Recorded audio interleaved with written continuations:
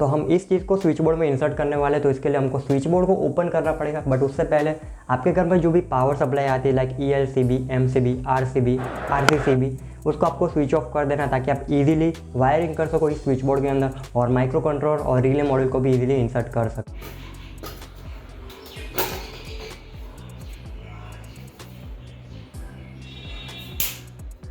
Power यहाँ पे of हो चुका है, लाइक यू कैन सी यहाँ पे कोई भी फेस टर्मिनल में फेज नहीं दिखा रहा है एंड यस ये ऑफ है पूरी तरीके से। तो हम सिंपली कुछ इस तरीके से स्विच बोर्ड को ओपन कर देंगे। तो बोर्ड को ओपन करने से पहले आपको सेफ्टी कंसिडरेशन का सबसे पहले ध्यान रखना है ताकि आपको कुछ प्रॉब्लम ना हो। अगर यहाँ से कोई अर्थिंग भी लीकेज है या फिर कुछ भी छोटा मोटा प्रॉब्लम है तो आपको कुछ प्रॉब्लम यहाँ से नहीं होगी।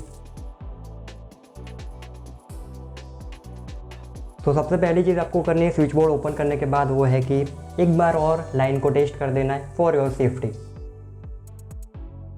सो आई एम सेफ। तो अभी मैं इसमें से एक फ़ैन का पॉइंट और एक लाइट बल्ब का पॉइंट ले रहा हूँ जिसको कि हम अपने रिले मॉड्यूल में कनेक्ट करने वाले हैं। तो ये हमारा रिले मॉड्यूल है। पहले मैंने सोचा कि इसको हम डायरेक्टली इसके अंदर फिक्स कर सकते हैं, तो उसके लिए मेरे को पूरा एनक्लोजर बनाना पड़ेगा, तभी इसको हम यहाँ पे फिक्स कर सकते हैं ऐसे।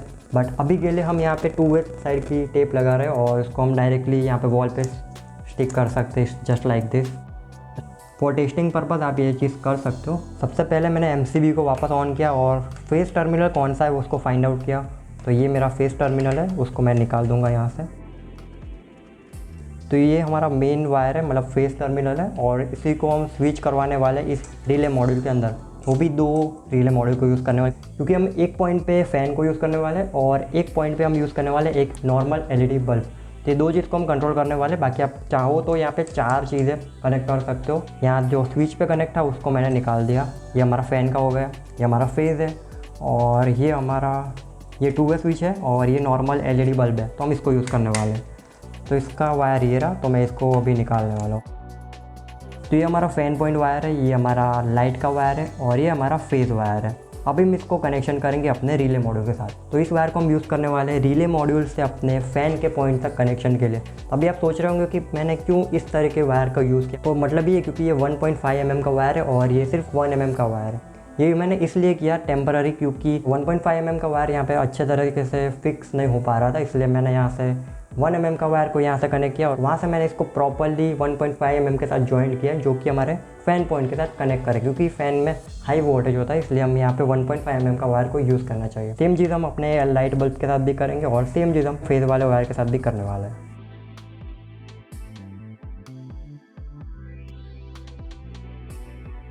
बस फेज़ वायर को आपको थोड़ा सही से कनेक्ट करना है ताकि कुछ लूज़ कनेक्शन की वजह से स्पार्कलिंग ना हो स्विच बोर्ड के अंदर।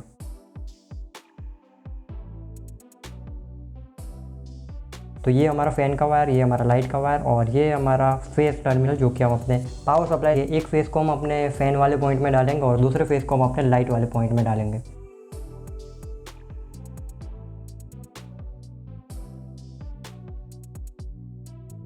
तो अभी मैं रिले मॉड्यूल को इस जगह पे लगाने वाला हूँ ताकि इजीली कनेक्शन हो पाए।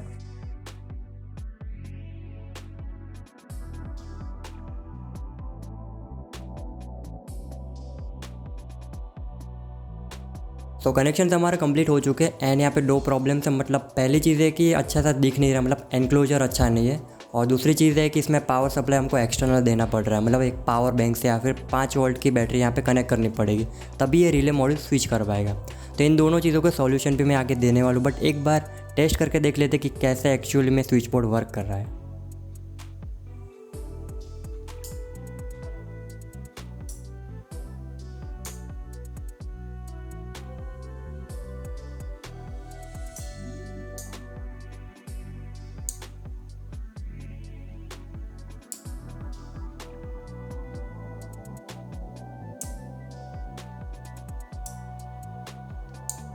सो अभी हमारा स्विच बोर्ड परफेक्टली वर्क कर रहा है एंड अभी हम 2 प्रॉब्लम्स और कोडिंग, कनेक्शन, इन सब की बात करते हैं। तो कोडिंग और कनेक्शन की लिंक मैंने डिस्क्रिप्शन या फिर कमेंट सेक्शन में दे दी, तो आप वहाँ से चेकआउट कर सकते हो और अपने हिसाब से कनेक्शन को चेंज भी कर सकते हो। और दूसरी बात रही प्रॉब्लम, जो कि अपना पावर सप्लाई और अपना रिले मॉड्यूल जो बाहर अपना रखा था, स्विच बोर्ड के बाहर, तो उसका प्रॉपर एनक्लोजर से फिट कर सकते हो अपने स्विच बोर्ड में। लाइक 3D प्रिंटर का सॉफ्टवेयर लाइक फ्यूजन 360 को आप यूज़ कर सकते हो। और ऐसी बहुत सारी वेबसाइट है जिनको आप लिंक भेजोगे अपनी डिज़ाइन के, तो आपको पूरा प्रिंट करके देंगे 3D प्रिंटिंग का मॉडल।